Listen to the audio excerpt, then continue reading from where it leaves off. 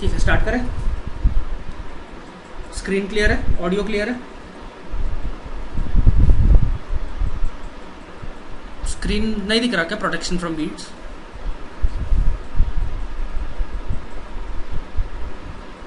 एक मिनट।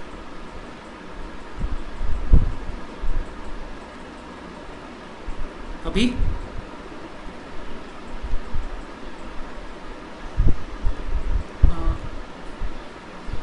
एक मिनट को, अभी भी ब्लर है क्या? ठीक है, दिख रहा है, ओके। तो नेक्स्ट पॉइंट है हमारा प्रोटेक्शन फ्रॉम वीड्स। तो वीड्स बेसिकली होता क्या है?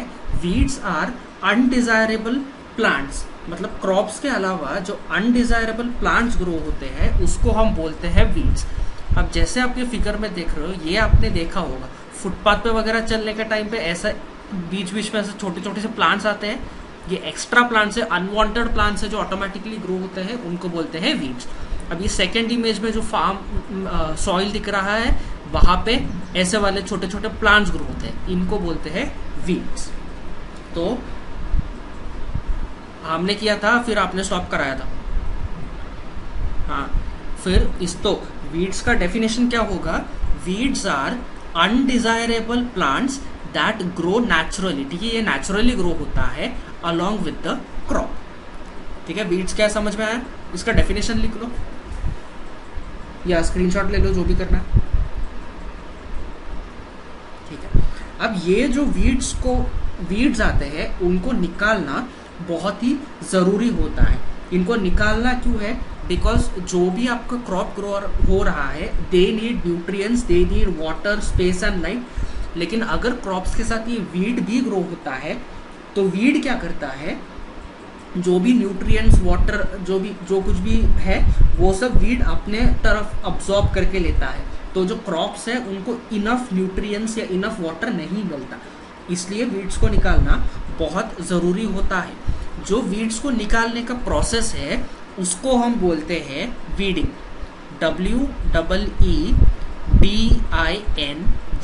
ठीक है, so weeding is the process of removal of weeds. तो यहाँ पे डेफिनेशन इसकी क्या बोलती है? The removal of weeds is called weeding. Weeding is necessary since weeds compete with the crop plants for water, nutrients, space and light। Crops के साथ ही compete करता है, किसके लिए?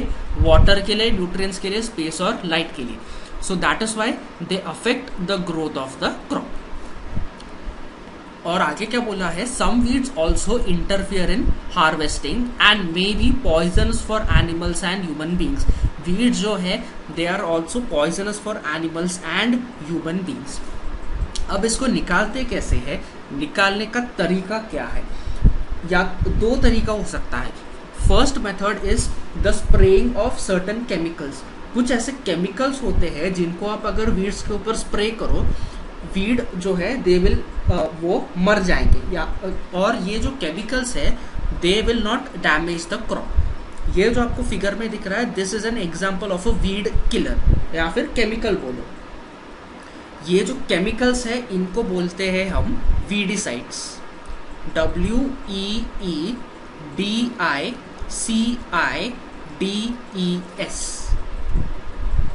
समझ में आ रहा है? एक मिनट दो मेरे को जस्ट।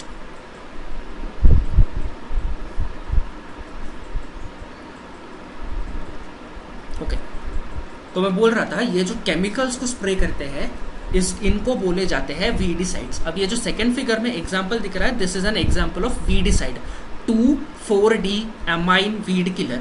ये एक केमिकल है जो मार्केट में मिलता है। तो फार्मर्स करते क्या है, इस केमिकल को मिक्स किया जाता है पानी के साथ और उसको जैसे यहाँ पे दिख रहा है ऐसे स्प्रे किया जाता है क्रॉप्स के ऊपर और वीड्स के ऊपर। इनके वजह से जो वीड्स जो है वो मर जाते हैं, लेकिन ये क्रॉप्स को कोई भी डैमेज नहीं पहुंच जाता। So they are harmless for the crops, they do not damage the crops. ठीक है, ये है first method of removing the weeds. Second method है बाय यूजिंग अ खुरपी। ये जो फिगर में आपको दिख रहा है, दिस इज कॉल्ड अ खुरपी। खुरपी जो है ये मैन्युअली करना पड़ता है, ये वाला जो शार्प एंड है, इससे मैन्युअली फार्मर्स जो है वीड्स को कट कर सकते हैं, वीड्स को काट के फेंक सकते हैं। खुरपी के अलावा आप सीड ड्रिल को भी यूज करते हो। सीड ड्रिल क्या है, याद है हमने देखा था? हाँ, तो सीड ड्रिल को यूज करके भी, उसके एंड्स कुछ इस तरह से पॉइंटेड होते हैं, राइट? वो पॉइंटेड एंड्स को यूज करके भी आप इन वीड्स को निकाल सकते हो। ठीक है, समझा? तो अब वीडिंग का डेफिनेशन लिख लो, वीडिंग क्या होता है और वीड्स को निकालने का तरीका। पहला बाय स्प्रेइंग वीडिसाइड्स, ये एग्जाम्पल भी लिख लेना, 2,4-D amine weed killer. Second वाला है यूजिंग अ खुरपी एंड थर्ड वाला है यूजिंग अ सीड ड्रिल।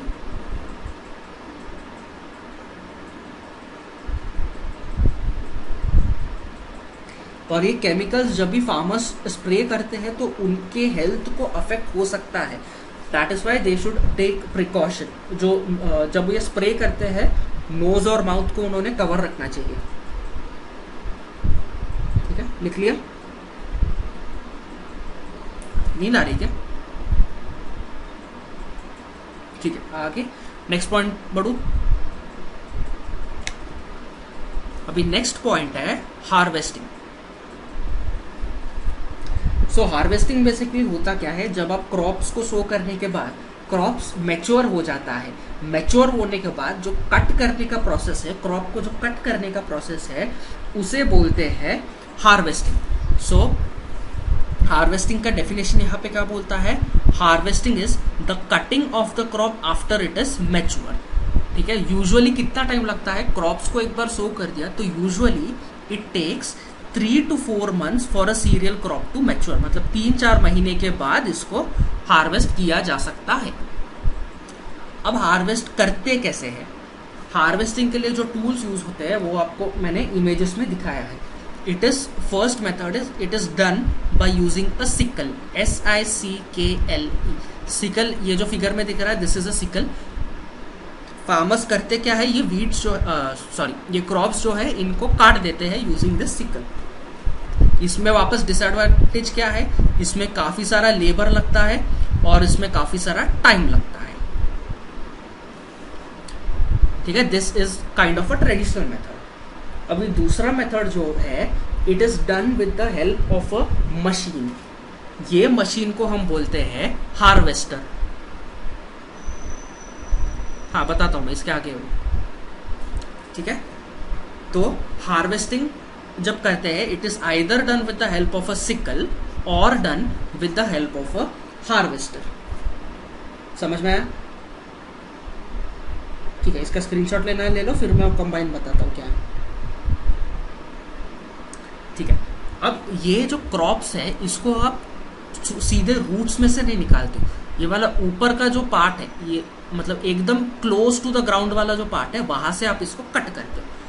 अभी होता क्या है, एक बार आपने इन क्रॉप्स को कट किया तो वो सीधे सीधे आप कंज्यूम नहीं कर सकते हो। ठीक है, उसमें क्या होता है, ग्रेन सीड्स अलग होते हैं और उसमें एक कवरिंग होता है। जैसे आप फर्स्ट फिगर में देख रहे हो, ये क्रॉप को कट किया तो ये वाले फिगर में इसके अंदर ग्रेन सीड्स होता है और बाहर ऐसा एक कवरिंग होता है। जैसे आप फिगर में देख रहे हो, ऐसा एक कवरिंग होता है जिसके अंदर ग्रेन सीड्स होता है। ये ग्रेन सीड्स को और ये कवरिंग को सेपरेट करना पड़ता है। ये जो कवरिंग है इसको हम बोलते हैं शैफ, CHAFF। ठीक है, और ये ग्रेन सीड्स और शैफ को सेपरेट करने के प्रोसेस को हम बोलते हैं threshing, THRESHING। Threshing is the process of separating the grain seeds and the chef. अब इसको करते कैसे है, जैसे ये फिगर में दिख रहा है, सेकंड फिगर में ये पूरा जो है एक बंडल है। ठीक है, ये बंडल में पूरा शैफ है और उसके अंदर ग्रेन सीड्स है। फार्मर्स करते क्या है, ये बंडल को जमीन के ऊपर जोर जोर से मारने लगते। जब ये उसको मारेंगे जमीन के ऊपर, जो ग्रेन सीड्स है वो ऑटोमेटिकली बाहर निकल जाएगा और उनके हाथ में सिर्फ वो शैफ बचेगा। वापस इसमें डिसएडवांटेज क्या है, this will take a lot of labour and this will take a lot of time.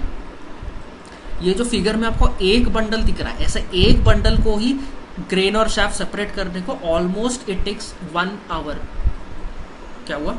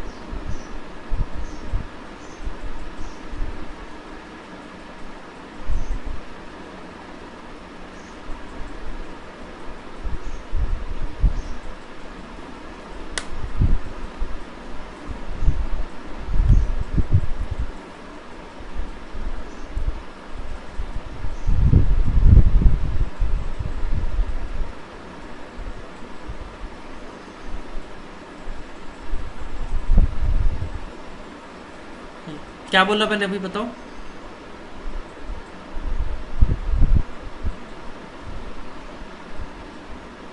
हाँ ठीक है, ये वाला पॉइंट समझा क्या, ये मैंने क्या बताया।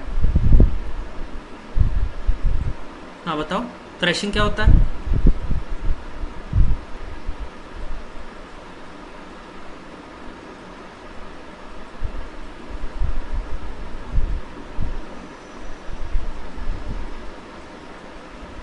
हाँ।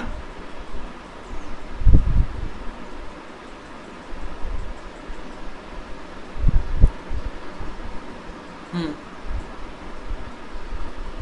ओके ठीक है, उस प्रोसेस को कहा जाता है थ्रेशिंग। ठीक है, इसे इसमें डिसएडवांटेज क्या है, it takes a lot of labour and it takes a lot of time. तो इन्होंने क्या किया, they have come up with a machine which is called combine.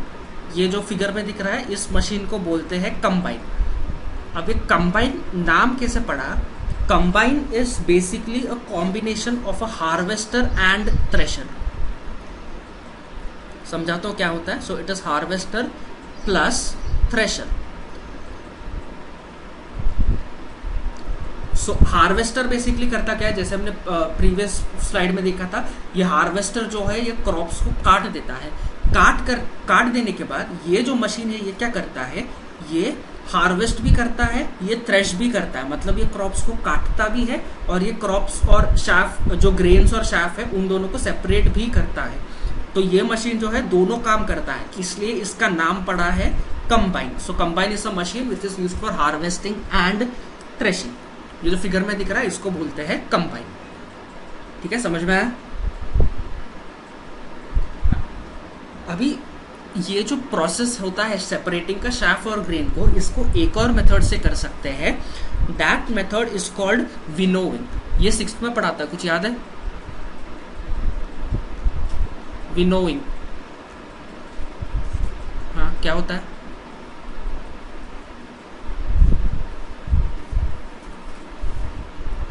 Okay, तो विनोइंग में बेसिकली होता क्या है, ये जो शाफ और ग्रेन्स का बंडल होता है, इसके ऊपर एक एयर का ब्लास्ट छोड़ा जाता है, काफ़ी हाई प्रेशर में एयर को छोड़ा जाता है, जिसके वजह से क्या होगा, ये शाफ जो है बहुत लाइट होता है, शाफ ऑटोमेटिकली उड़ जाएगा। सो दे विल बी सेपरेटेड, और ये ग्रेन्स हैवी पार्टिकल्स होते हैं, सो ग्रेन्स जो है ये नीचे गिर जाएंगे।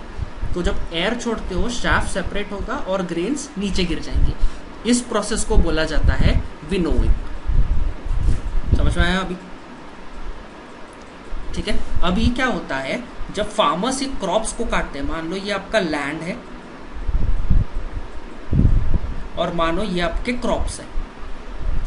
फार्मर्स, जैसे मैंने बताया था, पूरा रूट में से क्रॉप को नहीं निकाला जाता है। क्रॉप को जो लैंड के पास वाला हिस्सा है, ये ऊपर से यहाँ से काटा जाता है। ठीक है, इसके वजह से क्या होता है, वो जो छोटे छोटे नीचे के पार्टिकल जो है क्रॉप्स को, they will still remain in the field. इसको बोलेंगे हम स्टब्स। क्या बोलेंगे, स्टब्स। अभी ये स्टब्स क्या होता है, बेसिकली इसको रिमूव करना होता है, क्योंकि ये फील्ड में आपको दूसरा क्रॉप ग्रो करना पड़ेगा, इसलिए इस स्टब को रिमूव करना होता है। तो पहले इन लोग क्या करते थे, ये जो स्टब्स है पूरे फील्ड को बर्न करते थे, इसको जला के पूरे स्टब्स को निकाल देते थे। लेकिन जलाना अच्छी बात नहीं है, because it will cause what, air pollution. तो इसलिए इन्होंने क्या किया, ये स्टब्स जो है, स्टब्स में से जो फार्मर्स क्या करते हैं, दे प्रिपेयर मैन्योर। तो जैसे हमने प्रिपरेशन ऑफ मैन्योर में देखा था, एक पिट होता है, पिट के अंदर डेड प्लांट्स, एनिमल्स वगैरह डाले जाते हैं। ऐसे ही ये जो स्टब्स होते हैं, स्टब्स को निकाल के उस पिट में डाला जाता है, और इन स्टब्स में से मैन्योर को प्रिपेयर किया जाता है। This is a more efficient way to get rid of stubs. ठीक है, इसका स्क्रीनशॉट लेना तो ले लो, या लिख लो चाहिए तो।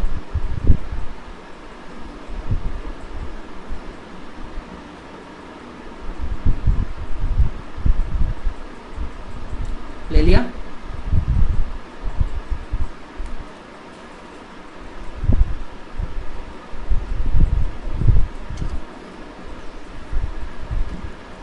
अब एक दो लास्ट पॉइंट और बचे हैं। Next point is storage. So storage एक बहुत इंपॉर्टेंट टास्क होता है। जब भी आप ग्रेन्स को सेपरेट करते हो उसको लॉन्गर पीरियड के लिए उसको स्टोर करना होता है। स्टोर क्यों करना है? So that they will be safe from moisture, insects, rat से, माइक्रो ऑर्गेनिज्म से वगैरह सेफ रहे। हाँ, और जब आप बांटते हो उसके लिए आपको स्टोर भी करना पड़ता है। अगर लार्ज स्केल में प्रोडक्शन हो रहा है, सब कुछ एक साथ नहीं बांट सकते, आपको उसको स्टोर करना पड़ता है so that it will be safe from all micro organism से सेफ रहेगा। रेन वगैरह होता है, मॉइस्चर होता है, इंसेक्ट्स, चूहे वगैरह से सेफ रहेगा। तो वो होता है स्टोरेज। ठीक है, तो स्टोरेज में बेसिकली फर्स्ट पॉइंट होता क्या है, जो क्रॉप्स को, जो ग्रेन्स को सेपरेट किया जाता है वो ड्राई नहीं होता। जो फ्रेश क्रॉप है दे कंटेन मॉइस्चर। मॉइस्चर का मीनिंग पता है? So fresh crop contains moisture.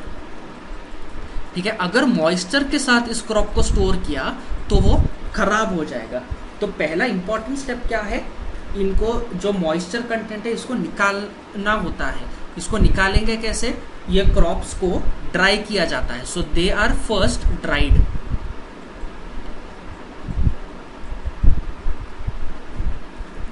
ठीक है, तो इनको ड्राई करना होता है। ड्राई करने के बाद उसके बाद आप इसको स्टोर कर सकते हो। ठीक है, ये इसका स्क्रीनशॉट लेना।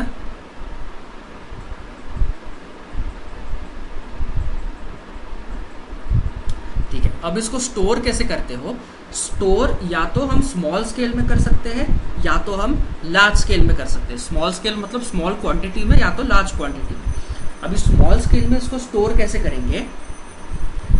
इसको हम स्टोर करेंगे आइदर इन जूट बैग्स। ये जो इमेज दिख रहा है आपको, इसको हम बोलते हैं जूट बैग्स। इसके अंदर ग्रेन्स को डाल के बांध के इसको स्टोर किया जाता है, या फिर इसको स्टोर किया जाता है मेटालिक बिन्स में। हाँ,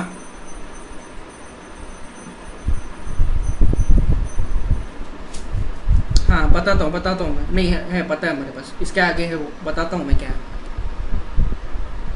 ठीक है, तो ये हम स्मॉल स्केल पे चल रहे हैं। स्मॉल स्केल मतलब स्मॉल क्वांटिटी में, या तो जूट बैग्स में इसको स्टोर किया जाता है, या फिर ऐसे बड़े बड़े मेटल के बिन्स होते हैं, डब्बे होते हैं, जिसके अंदर ग्रेन्स को डाल के स्टोर किया जाता है। अभी ये हो गया स्मॉल स्केल। ग्रेन्स को स्टोर किया जा सकता है in a large scale as well. Large scale मतलब बड़ी क्वांटिटी में। बड़ी क्वांटिटी में स्टोर कैसे करेंगे? It is done either in silos और इन ग्रेनरीज। ये जो पहला इमेज दिख रहा है आपको, दीज आर कॉल्ड सिलोस। और ऐसे ही इमेज आपके टेक्स्ट बुक में दिया है, थोड़ा सा अलग इमेज है लेकिन इट्स द सेम थिंग। ये जो ऐसे बड़े बड़े टावर होते हैं जिसके अंदर ग्रेन को स्टोर किया जाता है, दीज आर कॉल्ड सिलोस। और सेकेंड वाला जो इमेज है, इनको बोलते हैं हम ग्रेनरीज। ग्रेनरीज में होता क्या है, बेसिकली जूट बैग्स के अंदर ही ग्रेन को डाला जाता है और जूट बैग का ऐसे स्टैक बनाया जाता है, मतलब एक के ऊपर एक ऐसे बड़े क्वांटिटी में रखा जाता है। जैसे आप पीछे देख रहे हो, यहाँ पे अच्छे से अरेंज करके, ये इमेज में दिख रहा है, ये जो मैं हाईलाइट कर रहा हूँ, अच्छे से इनको एक के ऊपर एक रख के स्टोर किया जाता है। सो जिस जगह पे स्टोर किया जाता है उनको बोलते हैं हम ग्रेनरीज। समझ में आई? ठीक है, इसका लेना है स्क्रीनशॉट ले लो।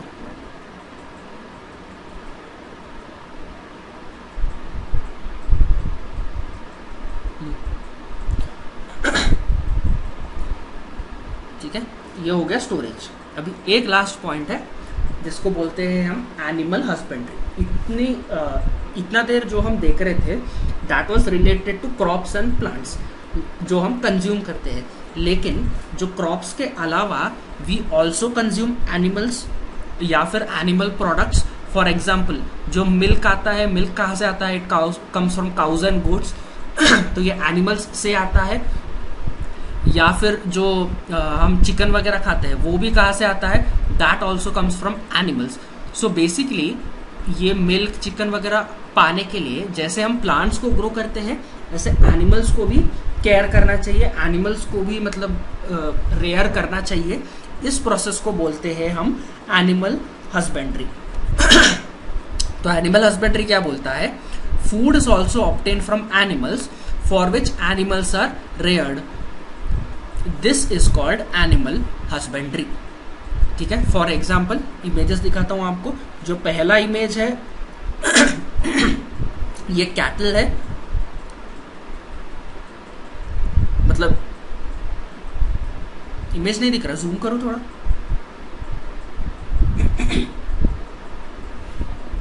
एक मिनट।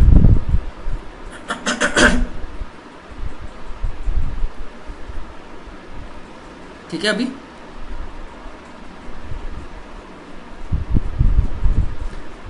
जो पहला इमेज है यहाँ पे कैटल को इन्होंने बड़ा रेयर करते हैं, इनसे आपको मिल्क आता है, मिल्क के साथ मिल्क प्रोडक्ट्स आते हैं, लाइक चीज़ वगैरह बना सकते हो, उसके साथ पनीर बना सकते हो, इसलिए कैटल को जो रेयर करते हैं, this is the first image. Second image जो है इसको बोलते हैं पोल्ट्री फार्म।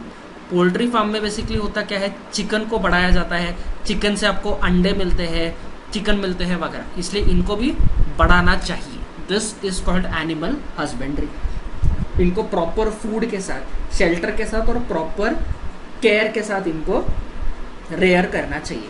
ठीक है, ये कुछ ज़्यादा डेप्थ में नहीं है ये प्रोसेस वगैरह, इतना सिर्फ एक इंट्रोडक्शन दिया है आपके टेक्स्ट बुक में, आपके सिलेबस में, समझ में? हाँ, सिर्फ एक ही पैराग्राफ में करें। ठीक है, यहाँ पे आपका फर्स्ट चैप्टर एंड होता है। कोई डाउट है चैप्टर में या आज जो टॉपिक कवर किया उसमें?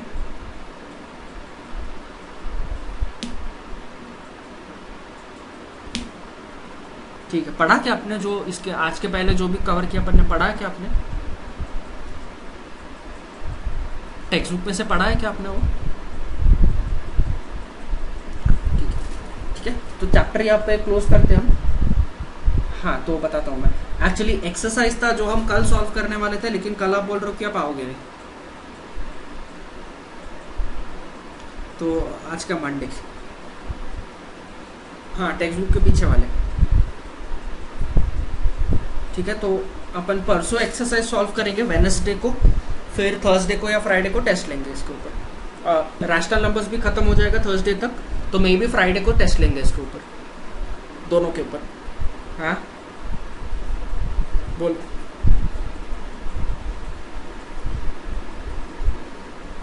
दोनों में से कुछ भी दूंगा।